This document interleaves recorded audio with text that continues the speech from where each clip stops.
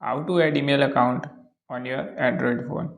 So open the setting app, then scroll down and you show the option like user and account. So click on it and scroll down and you show option like add account. So click here, then scroll down and you show the like email options, email and Gmail option. So click on the Gmail option like personal IMPS and personal POP3.